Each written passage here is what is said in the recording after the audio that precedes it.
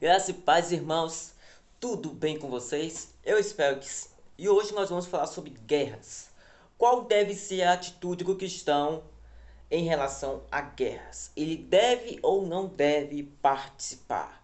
A Bíblia, ela é bem específica e chega a afirmar que nós, cristãos, devemos obedecer e sujeitar a ordens dos nossos governos. E se caso nossos governos queiram que nós entremos em uma guerra, como devemos proceder então? Bom, a Bíblia deixa algumas brechas.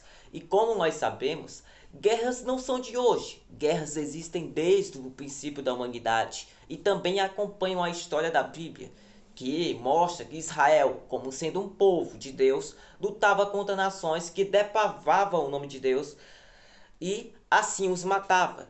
Ou seja, existem algumas exceções que nós vamos colocar em cima da mesa hoje.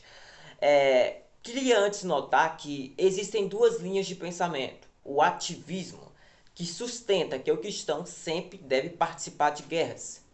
E outra linha de pensamento, que é uma linha de pensamento mais pacífica, que diz que o cristão não pode de jeito nenhum entrar em guerras. Ou seja, eles usam muito é, a versão de Êxodo, capítulo 20, versículo 13, em que diz que não matarás. E também em Mateus, capítulo 5, versículo 39, também diz que nós não devemos matar. Ou seja, independente de qualquer circunstância, matar de forma intencional é sempre errado. Ou seja em guerra ou em qualquer outro momento, matar sempre é errado. Ou seja, essa visão mais pacífica diz que é errado participar de qualquer guerra, independente da justificativa que se tenha.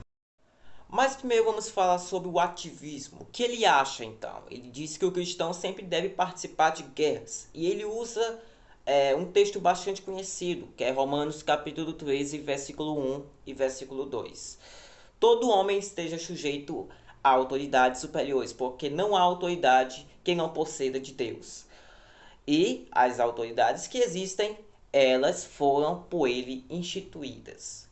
Ou seja, todo governo que há dentro da terra é sim procedente da vontade de Deus ou da permissão. Por que eu falo permissão? Porque também tem governos que também Deus ele não queria, mas ele permite. Temos como exemplo Rei Saul. Rei Saul não foi um rei escolhido por Deus, e sim escolhido pelo povo. Ou seja, Deus não queria que Saul fosse rei.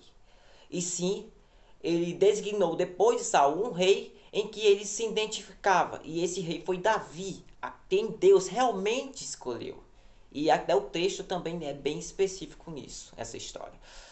Então, o ativismo usa esse texto, ou seja, se você não for para a guerra, você ao mesmo tempo estará desobedecendo ao governo e, inconsequentemente, estará desobedecendo ao seu governo. Ou seja, você estará pecando se você não for para a guerra. Já os pacifistas, eles usam a versão como eu falei. Versículos como não matarás, não desejarás mal ao próximo, ou seja, tudo que envolve matar sempre será errado, independente da justificativa que se use para matar uma pessoa. Mas então, como devemos proceder?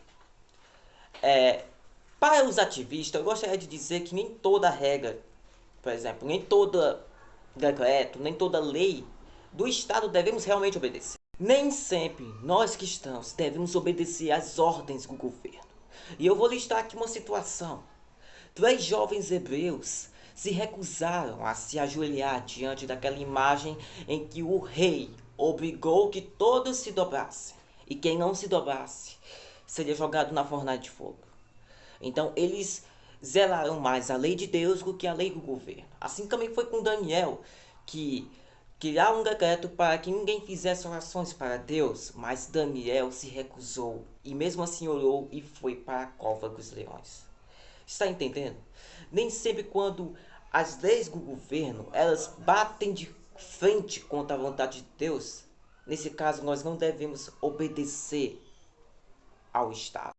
Mas voltando ao contexto das guerras, na Bíblia nem toda guerra é necessariamente má. Guerras justas que batalham por boas causas têm o aval do Senhor. E vou citar aqui alguns versículos que refletem sobre essa linha de pensamento. A pena de morte, ela é ordenada por Deus, em Êxodo, capítulo 21, versículo 12. Assim como também matar em legítima defesa não é assassinato. Ou seja, esse ato é aprovado em Êxodo, capítulo 22, versículo 2. E por último, uma guerra pode ser permitida se for contra um agressor injusto, que isso está em Gênesis capítulo 14. Lá em Gênesis capítulo 14, Ló é levado a cativo, com mulheres, com crianças. E Abraão, sabendo por ouvido do que havia acontecido, ele juntou homens e foram guerrear contra esses reis. E lá eles feriam a fio de espada todos esses reis que levaram cativo as crianças, mulheres e inclusive Ló. E acredite, Abraão por esta ação foi abençoado por Melquisedeque. Então existem guerras justas, guerras com intenções que ao mesmo tempo de promover a justiça, até porque nós sabemos que Deus é um Deus justo, Deus é um Deus que promove justiça e não apenas um Deus de amor, mas que também quer ser temido e quer mostrar que ele tem voz dentro do seu povo. E essa situação de Abraão é um caso isolado também, porque temos outras situações. Por exemplo, Paulo, ele usou da sua cidadania romana para se defender de outras pessoas que queriam espancá-lo. Isso é a lei. Então, Paulo, ele usou dessa lei para se proteger. E alguns podem até argumentar que guerra e amor são incompatíveis, mas ao mesmo tempo, amor e justiça são compatíveis. Como você quer fazer justiça a alguma pessoa, a algum inocente, com flores de rosas? Não dá. Guerras feitas no exercício da justiça são justas. É isso que a Bíblia quer ensinar.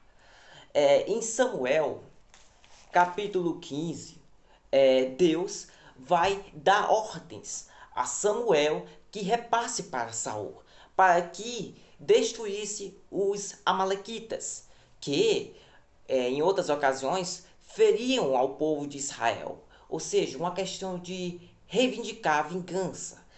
E Saul foi ao encontro desses amalequitas e mataram todos eles. Sinal de que em certas vezes é necessário a defesa. Não foi um ataque em si, foi uma defesa.